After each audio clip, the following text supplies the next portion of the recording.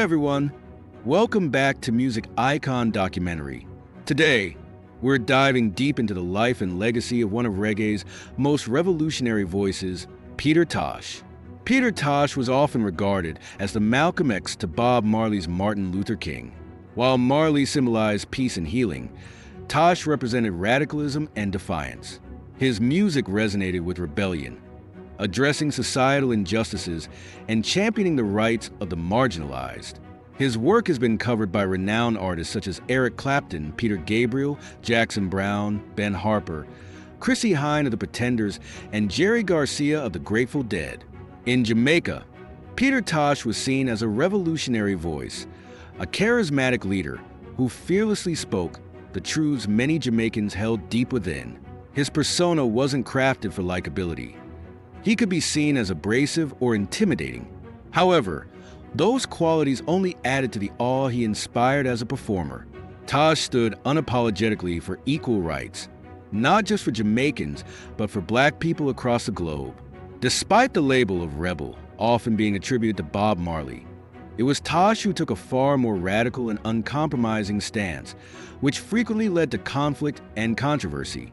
Born in October 1944, Peter Tosh grew up in poverty in the rural area of Savannah-la-Mar, Jamaica, raised mostly by an aunt and largely without knowing his father. Tosh began singing in church choirs as a young boy. His resourcefulness showed early, as he made a guitar out of wire and a sardine can, teaching himself to play by watching an older musician. According to radio DJ and producer Wayne Jobson, growing up in colonial Jamaica shaped Tosh's rebellious nature. Tosh often pointed out how Black people were sidelined from positions of influence, with major roles in society dominated by Europeans. This experience of systemic exclusion fueled his desire for change, eventually leading him to challenge the very institutions, such as a church, that had oppressed his people. At just 15, Tosh left home and moved to Kingston, where he connected with Bunny Livingston and Bob Marley in the slums of Trenchtown. Together, they formed the Wailing Wailers, practicing in local churches due to lack of funds. Tosh's musical ability was undeniable. He played multiple instruments, including the guitar and keyboard, and even taught Marley and Livingston how to play. Their early success came with the release of Simmer Down, a song that topped local charts in 1964. But while the group initially focused on feel-good ska music, Tosh began pushing them toward more political themes. John Masuri, a biographer of Peter Tosh, noted that even in the early 1960s, Tosh was drawn to songs linked to the civil rights movement, such as Go Tell It on the Mountain. As he matured, his music became even more outspoken, tackling colonialism and oppression head-on. Songs like Arise Black Man and Judge Dredd reflect Tosh's no-holds-barred approach to calling out historical figures like Christopher Columbus and Sir Francis Drake for their roles in exploiting Black people. Perhaps one of his most iconic songs is 400 Years, a poignant reflection on the centuries of oppression endured by African descendants. Beyond politics, Tosh also played a pivotal role in introducing Rastafarianism to the Wailers. When Bob Marley temporarily left for America to raise money, Tosh and Bunny remained in Jamaica, keeping the group's momentum alive. During this time, Peter Tosh penned Rasta Shook Them Up after the historic visit of Ethiopian Emperor Haile Selassie to Jamaica in 1966. The song marked a significant shift in the Wailers' music, embedding Rastafarian beliefs into their sound, a contribution Tosh brought to the forefront. Tosh's radicalism and outspokenness made him a complex figure. Though often overshadowed by Bob Marley's global fame, Peter Tosh's legacy as a revolutionary voice musician and defender of human rights remains undeniable.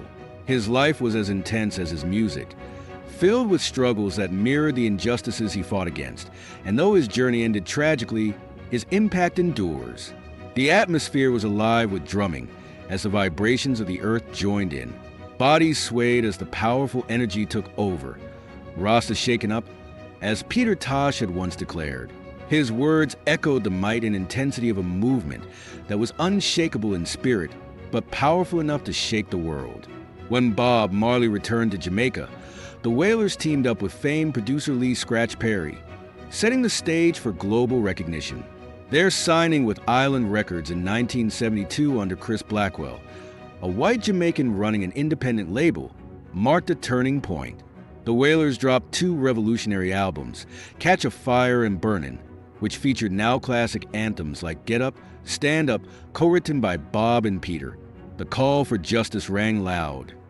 Get up, stand up for your rights.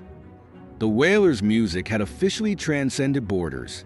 In 1974, Eric Clapton's version of the Wailers' song, I Shot the Sheriff, shot to the top of the American charts, and suddenly, the band was propelled into the international spotlight.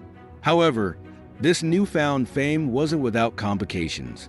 Chris Blackwell began shifting focus to Bob Marley as the face of the Wailers, a move that didn't sit well with Peter Tosh, who had always been a staunch advocate of equity within the group. Tensions ran high over financial matters. According to reggae historian Roger Stevens, Tosh deeply resented Blackwell. After the Catch a Fire tour in 1973, the Wailers returned to Jamaica with a mere 100 pounds each, only to be slapped with a 40,000-pound bill, allegedly owed to Blackwell. Disillusioned by this injustice, Bunny Wailer left the band, refusing to trade one part of white man's Babylon for another. Peter soon followed, and his distaste for the situation became evident in his famous remark, "If him black, show me how him black, and if him well, show me one ting that is well with him. No man him white worst." With the Wailers behind him, Peter Tosh embarked on a solo journey, signing with Columbia Records and releasing his first album, Legalize It, in 1976.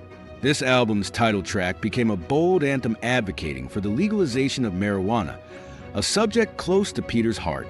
In a country where even possession of marijuana could lead to harsh imprisonment, Peter's call to legalize it was revolutionary.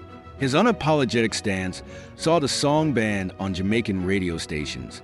But in typical Tosh fashion, he responded by publishing the lyrics in the national newspaper, The Gleaner, ensuring the message was heard island-wide. To Peter, marijuana wasn't just a recreational drug.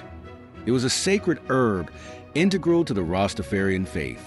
His assistant, Paul Scott, recalled how Peter meticulously selected different types of herb for different parts of the day. This one gets me up, this one keeps me meditating, and this one helps me sleep, Peter would say, demonstrating his deep spiritual connection with the plant.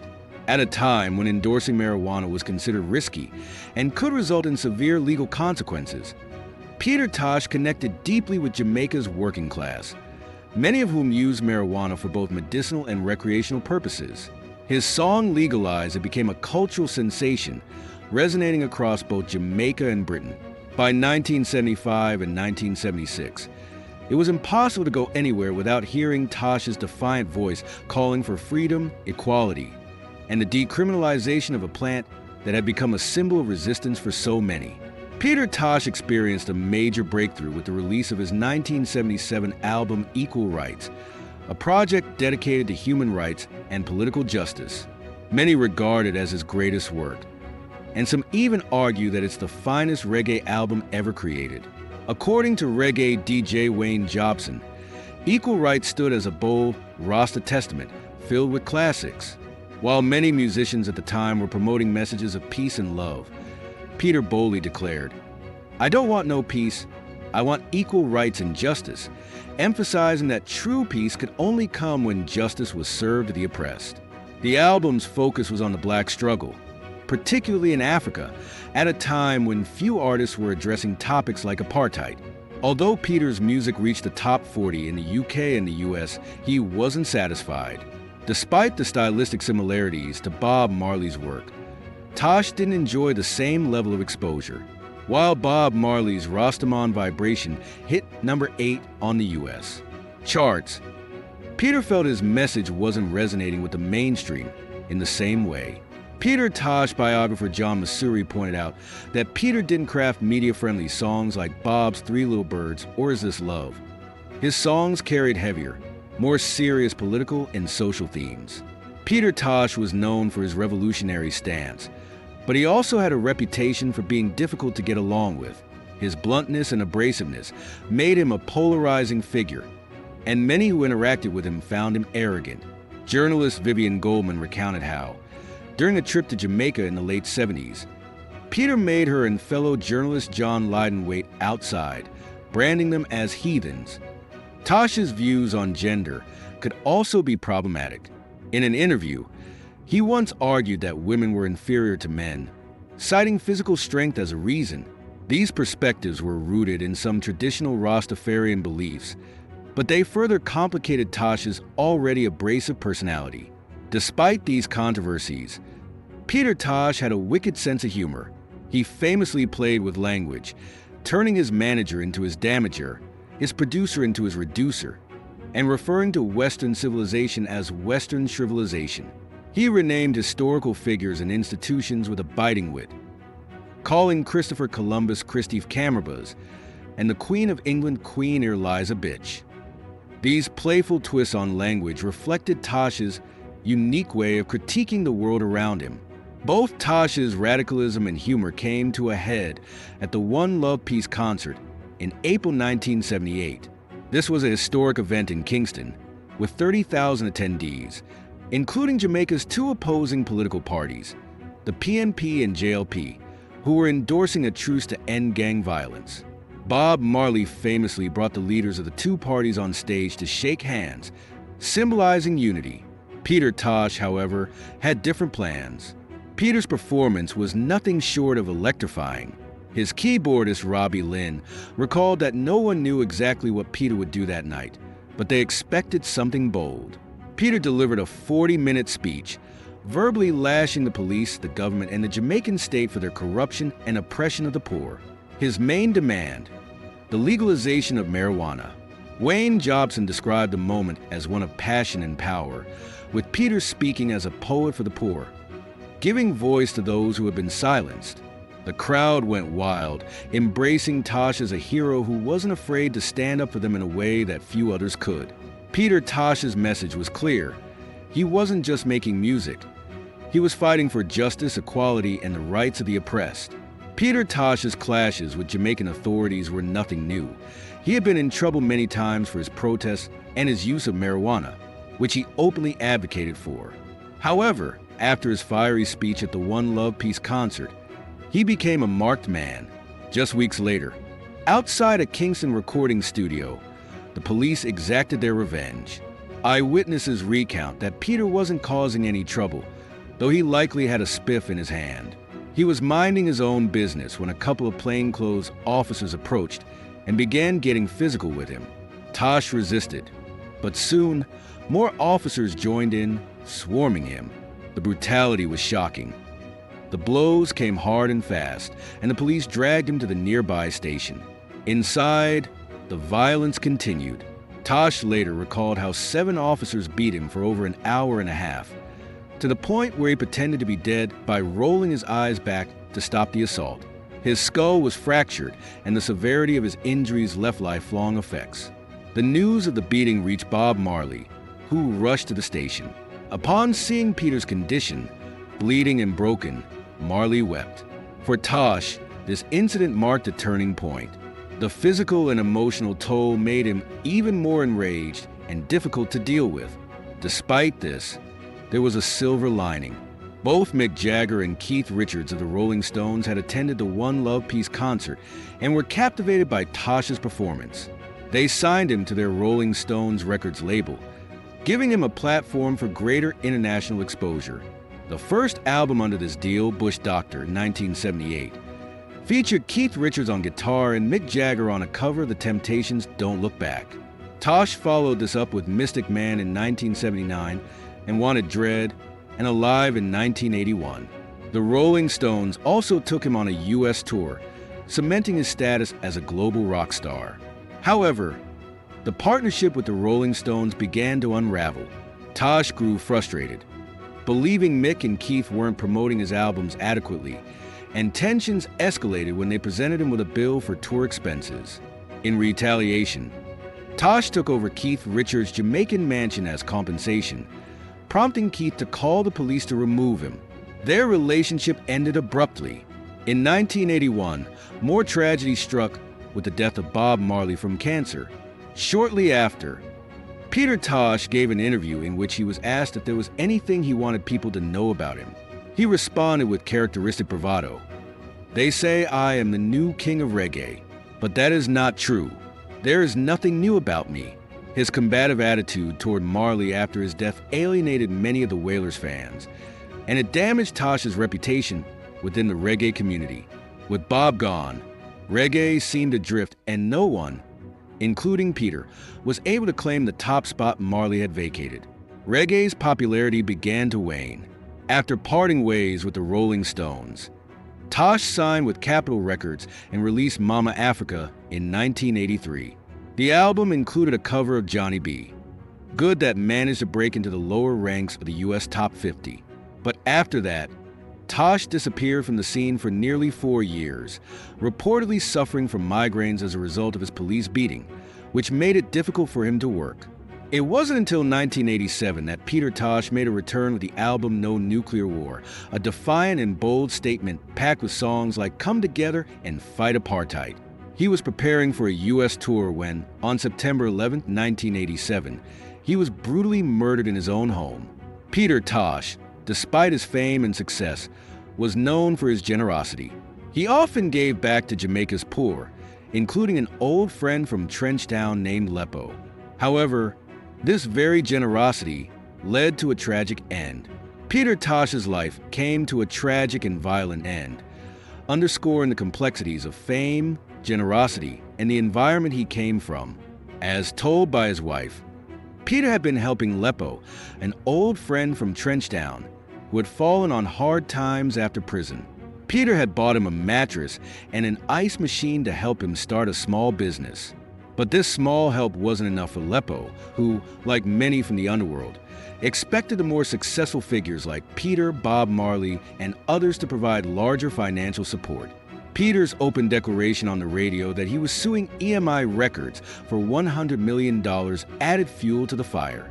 In a country like Jamaica, where poverty and gang violence were rampant, claiming such a vast sum of money was dangerous. Lepo and 2 other men took this as an opportunity, storming into Peter's home with the intention to rob him. Peter was at home with his girlfriend Marlene and 4 friends when armed men forced their way in, demanding money. According to his assistant, Paul, Peter had no large sums of money on hand, and the situation quickly escalated. The attackers became physical, and at one point, one of them suggested using a machete to unalive Peter. As Peter attempted to defend himself, shots were fired. Peter Tosh and radio DJ Free Eye were unalived instantly. Marlene was shot in the head but survived, along with Peter's drummer, Santa Davis, and 2 others. This act of violence shocked Jamaica and the world. As Santa Davis reflected, it was incredibly difficult to cope with the fact that the very people Peter had been fighting for, those suffering from inequality and oppression, were the ones who took his life. The tragedy seemed to stem from greed, with people seeing Peter's success and expecting him to give more. Lepo was eventually caught, convicted of unaliving, and sentenced to death, although the sentence was later reduced to life imprisonment. The loss of Peter Tosh was felt deeply, not just in Jamaica, but around the world. He wasn't just a musician.